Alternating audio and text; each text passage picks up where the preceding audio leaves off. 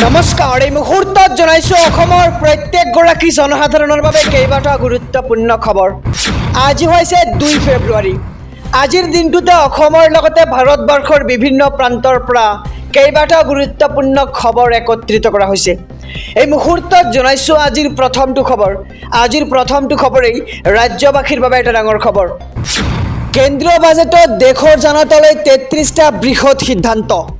এবাৰ দেশৰ জনতালৈ 33টা বৃহৎ ঘোষণা কৰা হৈছে দেশৰ কেন্দ্ৰীয় বাজেটৰ পৰা। আৰু কি কি সিদ্ধান্ত গ্ৰহণ কৰা হৈছে আমি সবিশেষ জনাই যাম আমাৰ সমূহ দৰ্শকক। 1 কোটি লোকক 300 ইউনিট বিনামূলীয়া সৌৰ শক্তি প্ৰদান কৰা হ'ব। 3 কোটি মহিলাৰ বাবে লাখপতি দিদি আঁচনি ৰূপায়ণ কৰা হ'ব। লগতে 7 লাখ টকা উপাৰ্জনত কৰ ৰেহাই কৰা হ'ব। এই মুহূৰ্তৰ খবৰ। বাজেটত 33টা বৃহৎ সিদ্ধান্ত লোৱা হৈছে আৰু 2 কোটি পৰিয়ালক বিনামূলীয়া ঘৰ প্ৰদান কৰা হ'ব। লগতে 5 বছৰত 2 কোটি ঘৰ নিৰ্মাণৰ লক্ষ্য এতিয়া কেন্দ্ৰীয় চৰকাৰৰ। লগতে বাহন ইক'চিষ্টেম সৃষ্টি কৰা হ'ব আৰু 2024ত বিত্তীয় 5.8% নিৰ্ধাৰণ। লগতে জনসংখ্যা সম্পৰ্কীয় কমিটি গঠনৰ প্ৰস্তাৱ লেখানুদানত আৰু ঘৰৰ চাদৰ ওপৰত সোলাৰ ইউনিটৰ ব্যৱস্থা কৰা হ'ব আৰু আশা কৰ্মী অংগনবাদী কৰ্মীলৈ আয়ুষ্মান ভাৰত আঁচনি। এই মুহূৰ্তৰ খবৰ যে কেন্দ্ৰীয় বাজেটত 33টা বৃহৎ সিদ্ধান্ত লোৱা হৈছে আমি সবিশেষ জনাইছোঁ। এটা ভাল খবৰ যে আশা কৰ্মী অংগনবাদী কৰ্মীলৈ আয়ুষ্মান ভাৰত আঁচনি আৰু আশা কৰ্মী অংগনবাদী কৰ্মীয়ে লাভ কৰিব কেইবাটা বৃহৎ সুবিধা। আৰু প্ৰতিৰক্ষা বাজেট 6.20 লাখ কোটি টকা। পথ পৰিবহণ মন্ত্ৰালয়ৰ বাবে এইবাৰ 2.78 লাখ কোটি টকা আৰু ৰেল মন্ত্ৰালয় 2.55 লাখ কোটি টকা আৰু 40,000 ৰেলৱে ডবাক বন্দে ভাৰতলৈ পৰিৱৰ্তন কৰা হ'ব। 40,000 ৰেলৱে ডবাক এতিয়া বন্দে ভাৰতলৈ পৰিৱৰ্তন কৰাৰ সিদ্ধান্ত গ্ৰহণ কৰা হৈছে দেশৰ কেন্দ্ৰীয় বাজেটত। আৰু গৃহ মন্ত্ৰালয় বাজেট 2.03 লাখ কোটি টকা আৰু গ্ৰামীণ বিকাশ মন্ত্ৰালয় 1.77 লাখ কোটি টকা আৰু কৃষি মন্ত্ৰালয় 1.27 লাখ কোটি টকা আৰু ইয়াৰ লগতে 1 কোটি লোকক 300 ইউনিট বিনামূলীয়া সৌৰ শক্তি প্ৰদান কৰিব বুলি আৰু বিত্তমন্ত্ৰী নিৰ্মলা সীতাৰমণে স্পষ্টীকৰণ কৰিছে। মুখ্যমন্ত্ৰী ডক্টৰ হিমন্ত বিশ্ব শৰ্মাৰ বৃহৎ ঘোষণা। ৰেচন কাৰ্ড থাকিলে 600 টকাতে লাভ কৰিব গেছ চিলিণ্ডাৰ।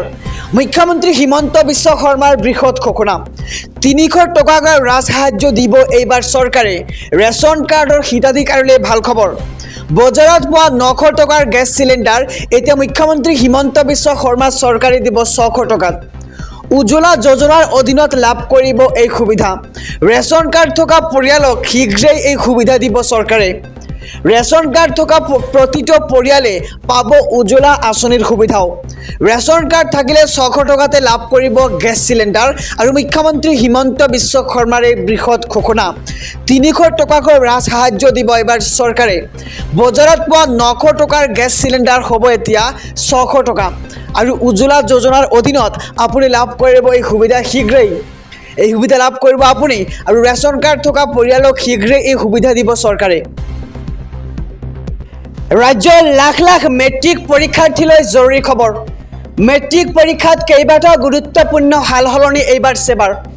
পৰীক্ষাৰ্থীয়ে মানি চলিব লাগিব কেইবাটা নতুন নিয়ম আৰু 4টাকৈ বিষয়ত থাকিব এইবাৰ OMR চিটৰ ব্যৱস্থা। বিজ্ঞান, গণিত, সমাজ বিজ্ঞান, ইংৰাজী বিষয়ত ব্যৱহাৰ হ'ব OMR চিট আৰু OMR চিটত থাকিব 1 নম্বৰৰ 45টাকৈ প্ৰশ্ন আৰু পৃথক বহীত পৰীক্ষাৰ্থীয়ে লিখিব লাগিব দীঘলীয়া প্ৰশ্নৰ উত্তৰ।